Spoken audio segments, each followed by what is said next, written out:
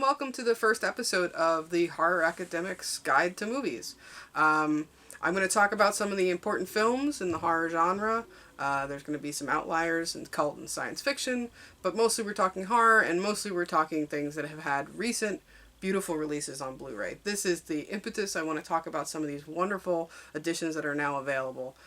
I don't know about most of you, but I grew up in an era where you were very reliant on the local video store. VHS tapes were originally very expensive to own, so you would only buy the ones that were most important. I had very few at first and would rent most of the films I watched, and I don't know, I would have maybe three or four video stores that I would go back and forth between to try and find films.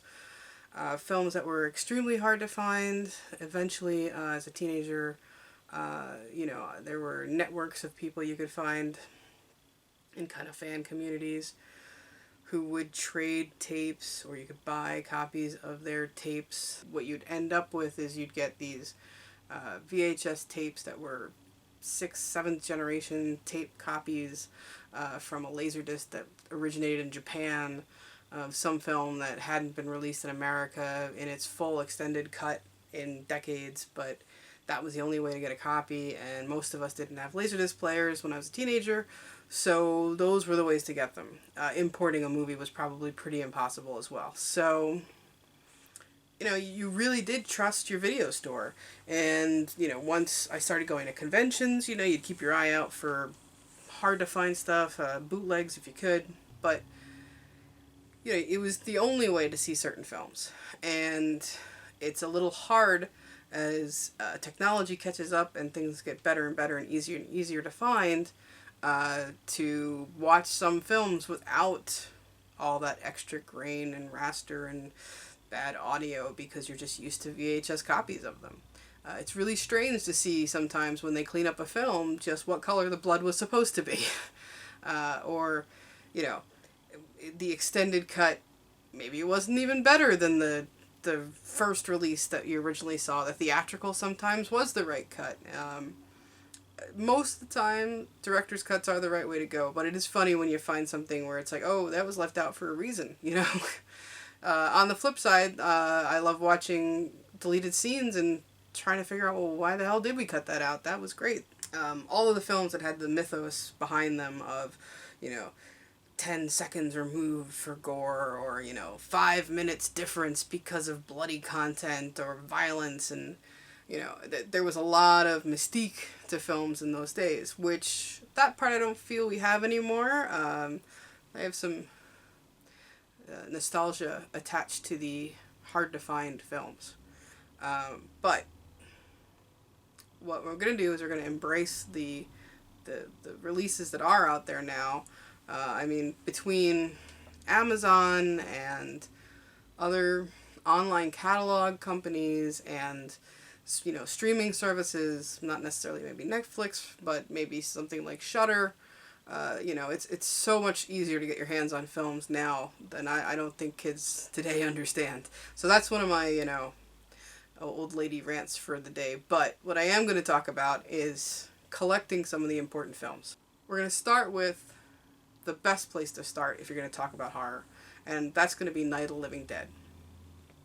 Why Night of the Living Dead? Because that is the first modern horror film. That is the film that set the tone for everything that came after it. Most of the people who made movies after Night of the Living Dead can't help but be influenced by it.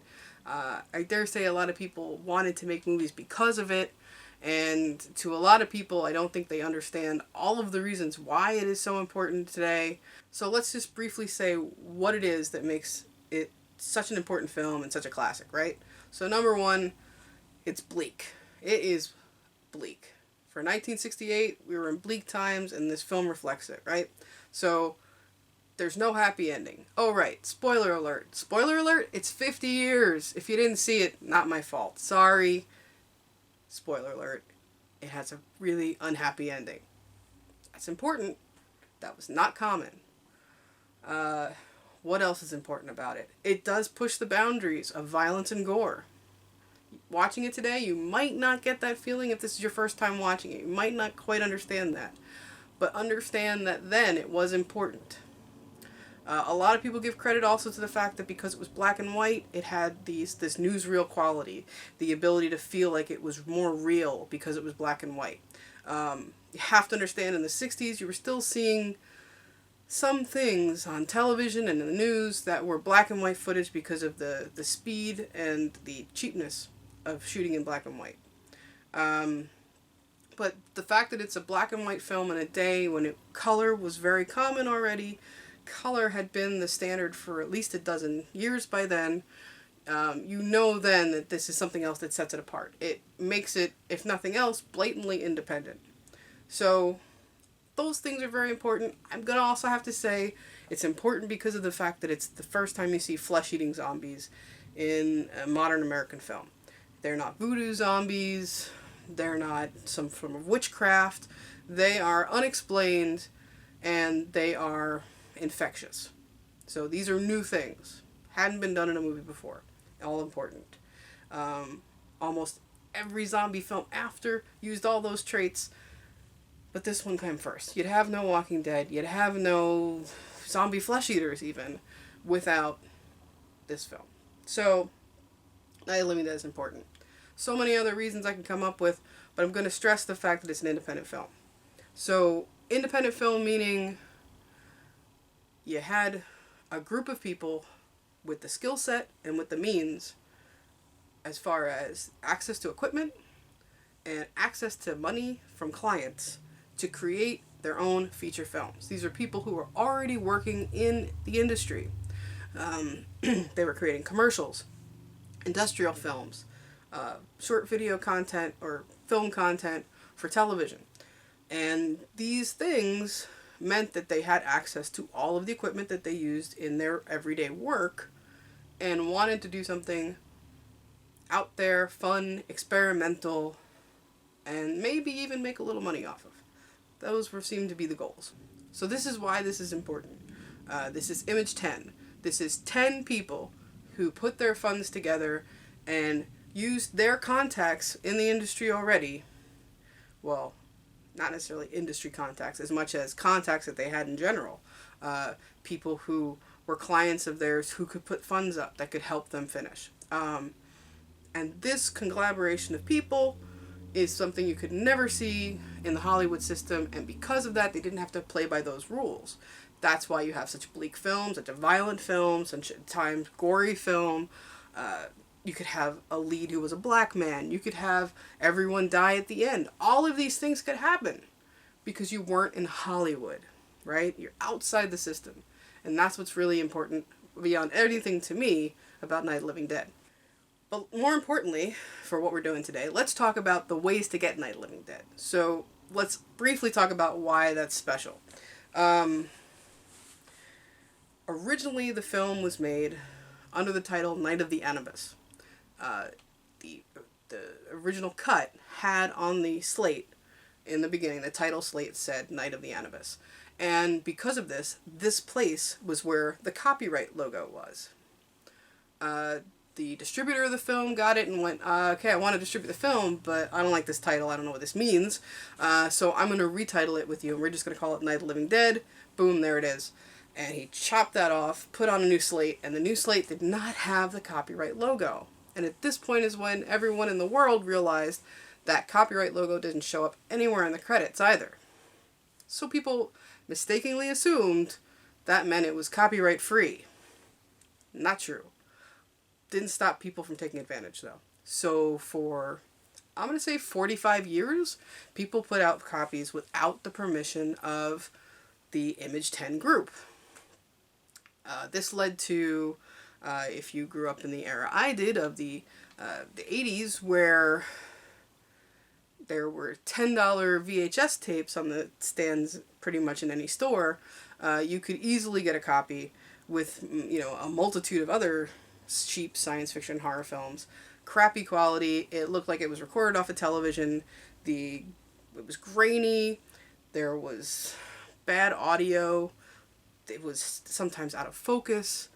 So all of those improper versions that we all grew up watching of Night of the Living Dead or because of the copyright problem and because anybody and everybody was putting it out there. So because of that, there are very few good copies of the film that you should have and you should own if you're a collector. So let's look at some of the editions of Night of the Living Dead that are out there for collectors, right? So I'm going to start with one of the few VHS tapes I still own. I was very happy to get rid of my videotapes because most of them are worn out. But the reason that I didn't really feel a need to keep them was it was just a movie, right? So no extras, no special features, maybe a trailer at the end, but that's it. This was a different story. This is the 25th anniversary edition of Night of the Living Dead. Came with 2 tapes. Second tape had a documentary of sorts. It had a roundtable discussion with some of the filmmakers talking about making the movie. So this is one of the few VHS tapes that I say are still worth it. And if you're a big collector of VHS, if you have that kind of nostalgia thing going on, track this one down. This is the one that's worth it on video. Not so much for the movie, but for the extras. This is produced by Tempe Video. I don't know a lot about them, and I don't really know if there was any compensation to the Image 10 group, or to even to just Romero. I have no idea. But they were in some way involved because they were all interviewed for this process. So, as far as VHS, the only one I recommend is this edition, the 25th anniversary 2-tape set. Next up would be the Laserdisc. Now, I love my Laserdisc collection. I'm very proud of it. And as a horror film fan, I think it's probably one of my favorite ways to collect. Because this is probably one of the greatest ones out there. Night of the Living Dead, beautiful gatefold edition from Elite Entertainment. Looks great with autographs. Lots of really good features, some good commentary tracks, but more importantly to me, it was the first time the movie was really cleaned up.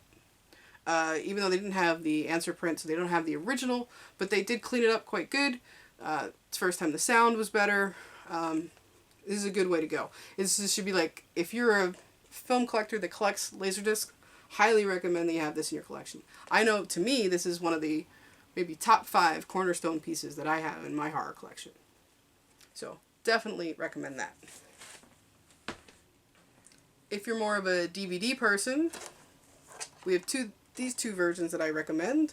This is basically a transfer of the Elite Laserdisc onto DVD. So this is a good way to go. You have all the features that were on the Elite set. And it's a beautiful edition, very well made, still Elite Entertainment. So this is a very good way to go. Might be a little hard to find. This is a little more recent.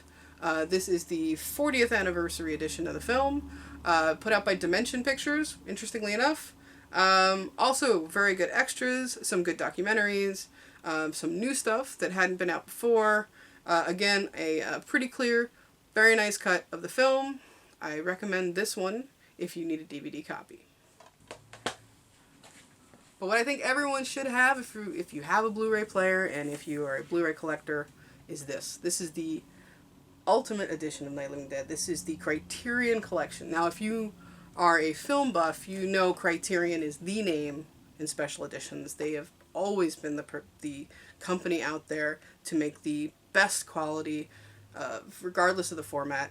If it says Criterion, you know it's in excellent shape and will probably have some really great extras, some thought-provoking commentaries. All those times that you bought Night of the Living Dead and nobody got any of that money that made the film, you can make up for that because this is actually an Image 10 version of the film. On top of that, beautiful transfer. This is a 4K transfer that was overseen by Romero, by Russo, Striner, both Striners, worked with Criterion to make sure that this is the best edition you will ever find of Night of the Living Dead.